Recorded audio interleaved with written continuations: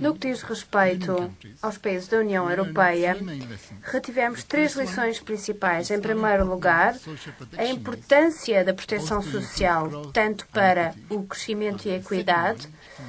Em segundo lugar, na minha opinião, tanto a equidade como o crescimento podem andar de mãos dadas, e o exemplo dos países europeus mostra-nos exatamente isto.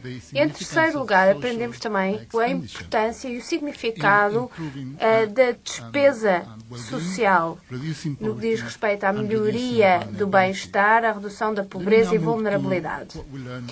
Vou agora passar para aquilo que nós aprendemos em relação aos países em desenvolvimento. Sabemos que existe bastante inovação no que diz respeito ao apoio e à assistência social nos países em desenvolvimento. Eu tenho na minha lista um número de programas sobre os quais ouvimos falar e alguns foram, digamos, apresentados em maior pormenor. Aprendemos, por exemplo, sobre a eficácia das transferências de categorias, tais como as pensões ou reformas na África do Sul, no Bangladesh.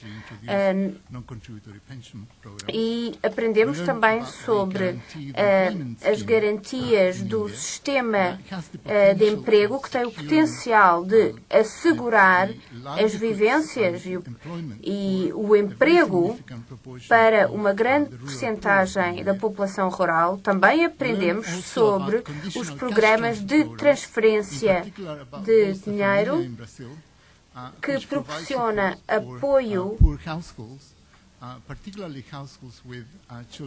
para as famílias que têm crianças em idade escolar.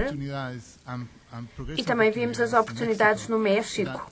Mais uma vez, um programa que se concentra na redução da pobreza, em primeiro lugar no México rural, e que agora foi alargado à zona urbana. Não ouvimos falar sobre a assistência incondicional. Temos um sistema na China que teve início em 93 e que cobre cerca de 22 a 23 beneficiários. Tem tido um grande sucesso na redução do impacto da reestruturação económica na China. Também ouvimos falar em grande pormenor sobre os programas integrados de antipobreza. Portanto, como podem ver, existe grande inovação nos países em desenvolvimento. Construímos, digamos, uma base de dados e de assistência social nos países em desenvolvimento, e a última versão deste programa inclui 70 programas oriundos de diferentes partes do mundo.